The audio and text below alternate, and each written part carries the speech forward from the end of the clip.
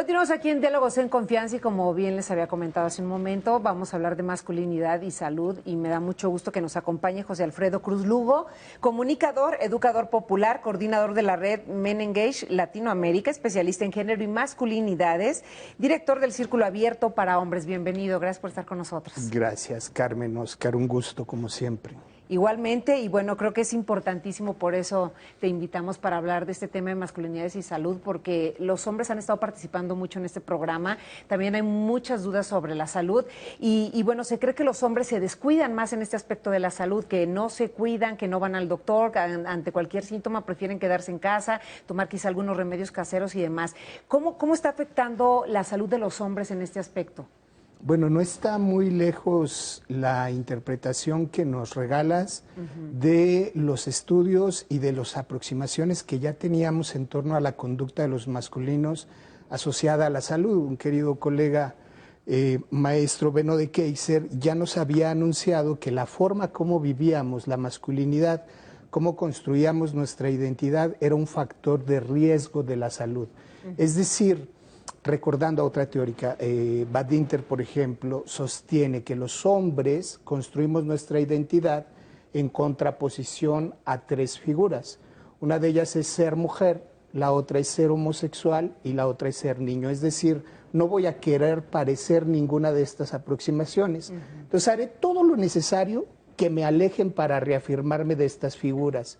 Y como el cuidado está asociado a la construcción del ser mujer, me alejaré del cuidado, de la protección y de la salud. Eso potencialmente nos pone en riesgo permanentemente. Evidentemente esa es la labor que construye el machismo ante el autocuidado. Y además hay un concepto, o hay conceptos como por ejemplo el del metrosexual, que excedía en sus cuidados y que comenzó a separársele de... Sí, bueno, eres hombre o eres heterosexual, pero con cuidados que no son tan comunes. Son todo este tipo de cosas las que nos van alejando entonces de una salud mucho más adecuada. Es bien interesante porque los paradigmas se están transformando. Uno de ellos está asociado a la belleza, a la estética.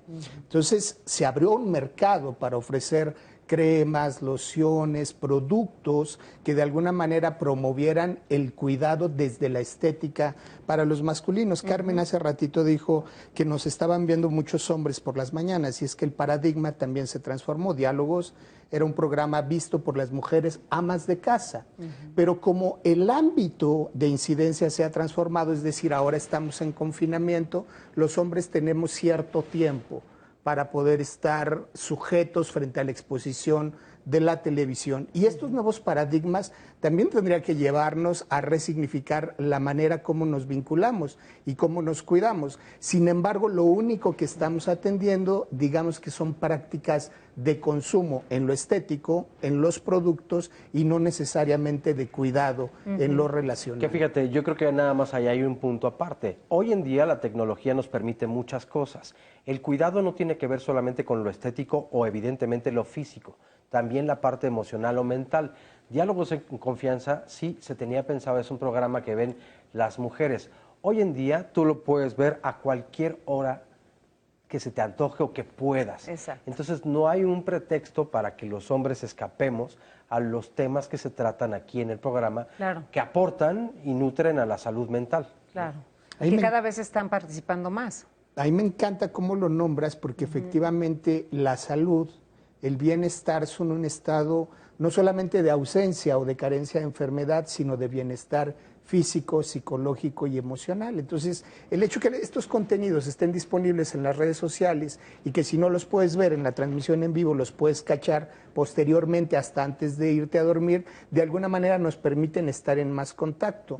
Pero estamos en más contacto hacia afuera, en el mundo virtual, en las relaciones interpersonales, no en un contacto interno, que es verdaderamente el desafío en la construcción de la identidad masculina, la revisión intrapersonal, un clavado hacia qué es lo que me está pasando frente a esta ¿Y situación de cómo miedo. pudieran ir haciendo esta revisión?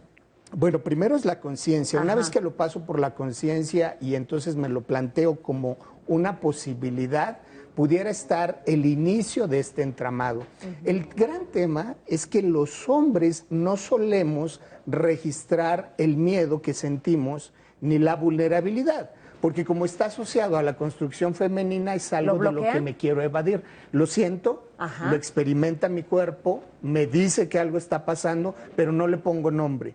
Y cuando no le pongo nombre, menos lo expreso. Exacto. En esa trampa de sentir y expresar hay una asociación del miedo más bien con la tensión y la tensión con la frustración y la frustración con el ejercicio de la violencia. Entonces lo que estamos encontrando, que para este momento ya lo podemos sistematizar, es que han aumentado el número de casos en las llamadas por violencia en el interior de los hogares. Es decir, no estamos contactando con la emoción y lo que estamos haciendo es actuar únicamente la violencia. Y de esta manera nos está afectando en todos los aspectos, pero el machismo está afectando directamente en este autocuidado de los hombres. Totalmente, totalmente. Por ejemplo, no incorporamos medidas de prevención y de cuidado como pudiera ser el lavado de las manos, que además no es que estuvieran en la práctica antes de la pandemia, es decir, desde antes de la pandemia no lavábamos las manos, no incorporábamos esos mecanismos de cuidado.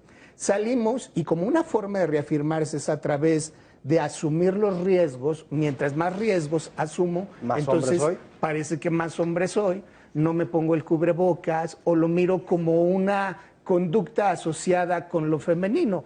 Entonces eso me pone potencialmente en riesgo. Eso por nombrar algunos casos.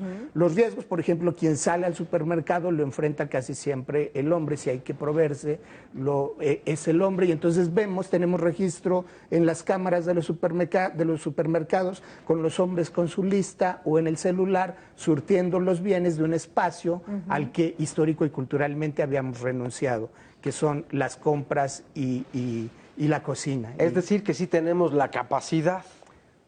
Sí, no nacimos impedidos de ninguna forma para realizar todo este tipo de actividades. Y a mí me parece interesantísimo cómo lo nombras, porque en todo caso lo que desarrollamos fue una inhabilidad, como un analfabetismo en lo emocional y un analfabetismo, como cierta torpeza que en todo caso se convierte en privilegio, porque como yo no voy al mercado, entonces mejor ve tú, y la torpeza me otorga ese lugar de alguna manera de privilegio donde me desmarco del cuidado y de la protección desde la resignificación. No quiero decir con esto que el hombre que trabaja en el ámbito público no cuide, también cuida y también protege, pero lo que está asociado a lo doméstico genera como cierta vergüenza en la exposición. ¿Qué se debe cambiar en este momento en cuanto piensan los hombres con respecto a su salud? ¿Qué es lo que deben cambiar? O no sé si llamarle como cambio, o qué deben hacer consciente antes que otra cosa para poder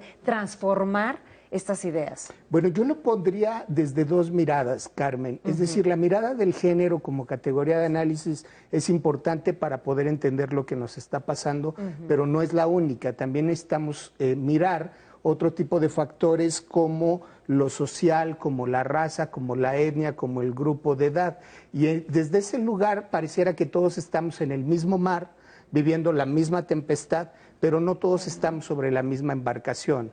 Hay quien mira la tormenta desde la ventana en su camarote y hay quien tiene que construir una balsa con mucha creatividad y con pocos recursos frente al mismo temporal. Entonces hay que mirar que aquellos hombres que de alguna manera tengan asegurado su ingreso también van a tener acceso para garantizar mejores condiciones de salud. ¿Y los que no? Pero hay otros que están en condiciones de hacinamiento, con la angustia, no he trabajado, voy a tener trabajo en junio, al regresar, ¿cómo?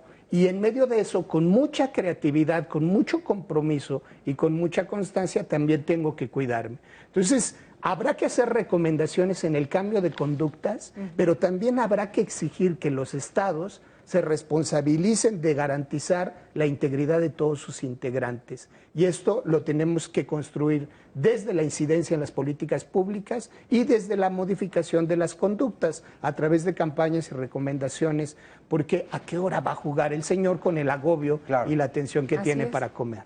Claro. Oye, y rápidamente, hay varios aspectos a los que nos negamos masculinamente por historia. El cuidado de la salud, la convivencia con las mujeres y las actividades de género que han sido derogadas a solamente ellas. Hoy lo peor que podemos ver que nos ha pasado es que nos está convirtiendo en personas más completas. Sí, curiosamente lo peor que nos podía haber pasado, que era la pandemia, nos ha tenido que llevar a reorganizarnos y tener conciencia de algunos conceptos que antes más bien tocaban la indiferencia.